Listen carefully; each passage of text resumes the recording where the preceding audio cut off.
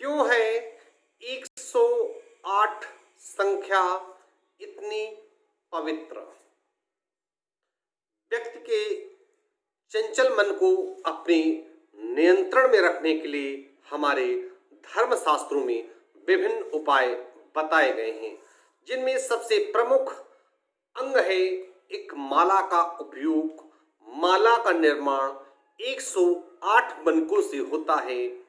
माला का निर्माण जिसे भक्तगण फेरते हैं और अपने चंचल मन के अपने आप में गूढ़ हृदय अर्थ छुपाए होते हैं। ये पूर्णांक होता है 108। 1 + 0 + 8 = 9। इसमें किसी भी संख्या को 1 से 9 का गुणा करें, उनका योग 9 ही आएगा। कहीं ना कहीं उनका योग 9 × 6 54, यानी कि 9 का गुणा करते हैं 6 में तो 54 होता है। इसमें 5 + 4 = 9। इसी प्रकार 9 का गुणा 8 में करते हैं तो 9 × 8 72 होता है। 7 + 2 = 9। 108 मनकों की माला में 9 अंक का बहुत ही महत्व है। हमारे योग शास्त्र के अनुसार ऋषि मुनियों ने रात्रि दिन के श्वास प्रश्वास की संख्या 21,600 बताई है। अर्थात 10,000 एक मनुष्य 10,800 श्वास लेते हैं और 10,800 श्वास छोड़ते हैं। इसमें यदि 2 शून्य हटा भी दिए जाएं तो शेष 108 होता है। इस प्रकार हमारे जो मनीषी थे, योगी, इन श्वासों को साध करके अपनी सिद्धियां प्राप्त करते थे। उनके नाम के आगे 108 लिख करके इसीलिए सम्मानित किया जाता है। हमारे जैन धर्म में ओमकार नमोकार जो मंत्र का महत्व बताया गया है, इसमें अरहित सिद्ध आचार्य उपाध्याय एवं साधु को नमस्कार किया है। जैन दर्शन में इनके क्रमशः 12, 8, 36, 25, 27 गुण होते हैं, जिनका योग हुआ 108। इसलिए माला जपने में यह भाव छुपा होता है कि जो गुण इनमें है वो मुझ में विकसित हो जाए। बौद्ध धर्म में 108 मनकों की माला से जप करते हैं। गौतम बुद्ध के जन्म के समय भी 108 ज्योतिषी उपस्थित हुए थे। जापान में मृतक के लिए 108 दीपक प्रज्वलित किए जाते हैं। भगवान बुद्ध के निर्वाण पर 108 परिक्रमा लगाई गई थी। सूर्य की यदि भारतीय शास्त्र पर जाते हैं तो सूर्य की परिक्रमा करने वाले 27 नक्षत्र हैं और एक नक्षत्र के 4 चरण होते हैं, यानी कि 27 का गुणा यदि 4 पे करते हैं तो देखेंगे 108 चरण नक्षत्र चक्र में है। यानी कि इस प्रकार भारतीय ज्योतिष शास्त्र के अनुसार 12 राशियां का गुणा 9 में करते हैं तो भी 108 ही आता है।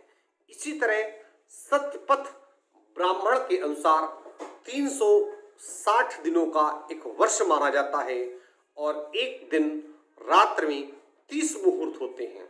अर्थात कहीं ना कहीं वर्ष में 360 का गुणा 30 में कर दिया जाए तो 10,800 मुहूर्त हुए। अंतिम में यदि 2 शून्य हटा दिए जाएं तो 108 ही बचता है।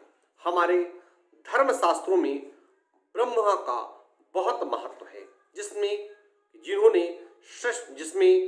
सृष्टि का निर्माण हुआ जो निराकार है। इसमें 4 ब रा हा मैं को 2 भागों में स्वर और व्यंजन में बांटा गया है। स्वर 16 होते हैं। प्रत्येक स्वर को 1 से 16 संख्या दें। जैसे आ को 1, आ को 2, ई को 3, बड़े ई को 4, फिर क्रमशः देखेंगे संख्या बढ़ाते जाएं, अंतिम स्वर के 16 अंक होते हैं। व्यंजन हमारे 36 होते हैं। इनमें से 1 से 36 तक की संख्या दें, वो लिस्ट बहुत लंबी हो जाएगी। कुल मिलाकर के उसमें भी व्यंजन 36 ही होते हैं। यानी इन संख्याओं के द्वारा यदि देखें तो उक्त संख्याओं के अनुसार ब्रह्म का प्रथम अक्षर यानी कि जो बा हुआ, व्यंजन हुआ, जो का से 23वां अक्षर, रा से 27वां अक्षर, हा से 33वां अक्षर एवं मा से 25वां अक्षर, इस प्रकार चारों वर्णों की संख्या का योग होता है 108। यदि आप इसको जोड़ दें 23, 27, 33, 25 तो 108। 108 मनकों की माला का ब्रह्म की पवित्रता से जोड़ करके इसका अत्यधिक महत्व हो जाता है। आध्यात्मिक, यदि आप इसको आध्यात्मिक दृष्टिकोण से भी देखना चाहें तो कहीं ना कहीं आध्यात्मिक दृश्य हम मानते हैं भगवान शिव और शक्ति, पुरुष और नारी इस सृष्टि के आधार हैं, जिनका काम और नाम दोनों ही मंगलकारी और सुखकारी है। ऐसी श्री राम और मां सीता शब्द भी अपने आप में एक गूढ़ अर्थ छुपाए हुए हैं। राम के 3 अक्षर होते हैं, रा प्लस आ प्लस मा में उपयुक्त स्वर व्यंजन को संज्ञा से देखें तो 108 होता है। यदि इसी प्रकार राधिका का भी व्यंजन देने तो 8 होता है। राधिका, कृष्ण, शिव, गौरी आदि सभी को आधी आधी संख्या मिलाकर जब देखते हैं तो 108 होता है। इस प्रकार 108 मनकों की माला को फेर करके हम अपने मन मस्तिष्क को एकाग्र कर मनुष्य आध्यात्मिक उन्नति, नैतिक उत्कर्ष एवं सामाजिक जीवन को उत्कृष्ट बनाता है। हमारे देश में 108 मनकों की माला का महत्व है, बल्कि संसार के अन्य देशों में भी 108 मनकों के दानों की पवित्रता बनी हुई है। अन्य जगहों पर भी पवित्रता का महत्व है। मैं कानपुर से पंडित दीपक पांडे, ज्योतिषाचार्य व वास्तुशास्त्र विशेषज्ञ 9305 360 382